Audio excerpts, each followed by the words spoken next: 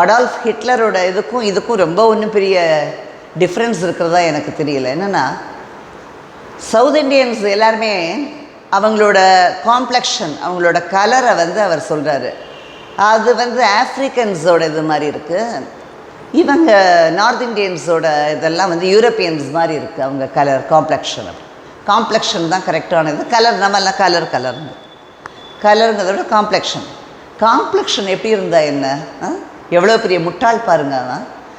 இந்த மாதிரி ஒரு காம்ப்ளெக்ஷனை பற்றி இந்த செஞ்சுரியில் கூட பேசிகிட்டு இருக்கோம்.